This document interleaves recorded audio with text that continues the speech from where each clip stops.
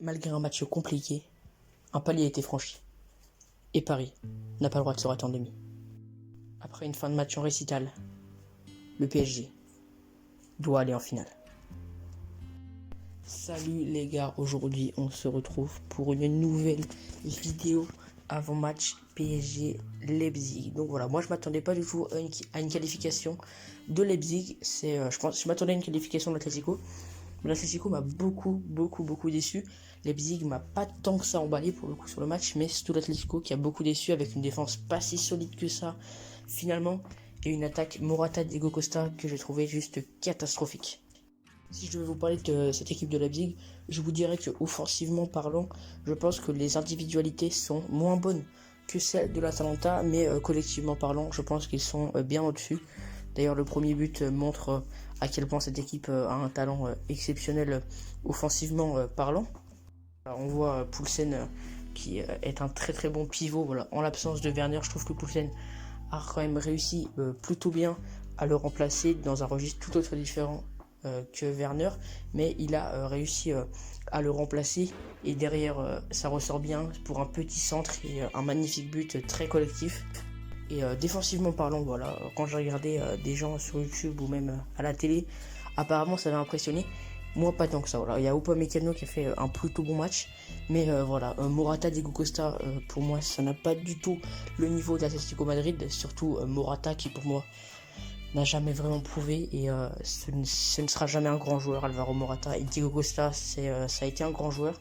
Malheureusement, il est sur le bon gros déclin. Voilà. Pour moi, il n'a plus du tout sa place. Et dès qu'il y a eu l'entrée de João Félix qui a apporté un petit peu de percussion, de dribble, bah là j'ai senti cette défense chamboulée. Ils étaient en retard sur chaque duel avec João Félix et je pense que Neymar, Di Maria et Mbappé peuvent faire très mal à cette équipe.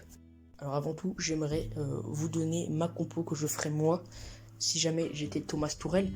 Alors je mettrais Sergio Rico dans les cages. Donc voilà, j'ai entendu beaucoup de gens paniquer au fait que ce soit Sergio Rico. Oh là là, oh mon dieu.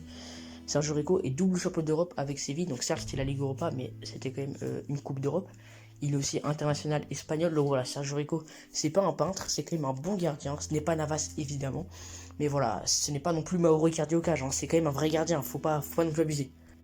Alors moi, j'aurais aligné une défense centrale Marquinhos, Thiago Silva, mais je sais que Thomas Tuchel va rester droit dans ses idées et aligner Marquinhos en 6. Donc voilà, là je veux pas forcer à mettre Marquinhos en défense centrale. Je sais très bien qu'il jouera 6.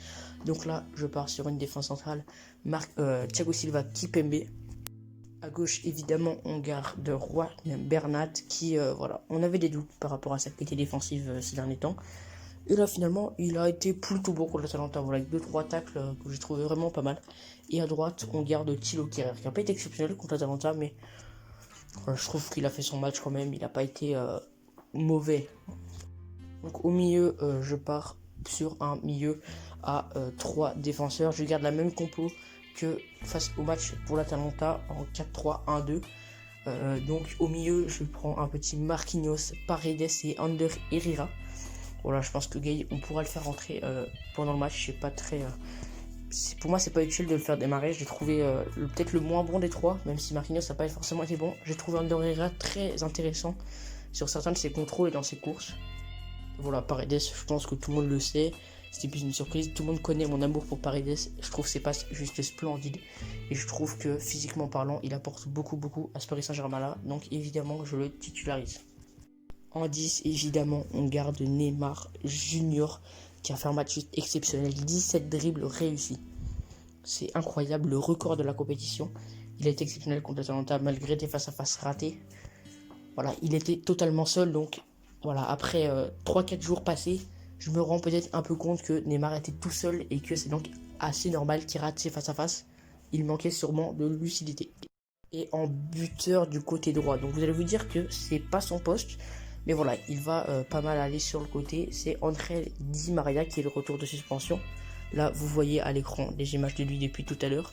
Donc voilà, il jouera buteur, attaquant droit pour moi. Et je pense que ça peut être un poste qui lui va très bien. Et attaquant gauche, je mettrai Kylian Mbappé, évidemment, qui a fait des différences exceptionnelles pour le match face à l'Atalanta. Et la question qu'on va se poser maintenant, c'est comment contrer ce jeu ultra collectif du RB Leipzig. Et là, je compte sur Marquinhos. J'espère qu'il nous fera un grand match en 6, comme par exemple face à Manchester. Et Marquinhos, ce sera du marquage individuel sur évidemment la star, le joueur, l'électron libre de cette équipe de Leipzig, c'est Marcel Sabitzer. Contre l'Atlético, Marcel Sabitzer s'est vraiment baladé entre les lignes avec aucun vis-à-vis. Voilà, il s'est retrouvé tout le temps tout seul à pouvoir faire des petits contrôles orientés, distribuer le jeu. Et là, si Marcel Sabitzer a cette possibilité-là face à Paris, ça va faire extrêmement mal. Donc là, je mets Marquinhos en 6, en marquage individuel sur Marcel Sabitzer. Je veux qu'il touche aucun ballon. Voilà, je veux que Leipzig n'arrive pas à trouver son joueur clé. Contrairement au match face à l'Atalanta où Tourelle, je pense, a dit à Juan Bernat et à Thilo Kehrer de ne pas trop monter.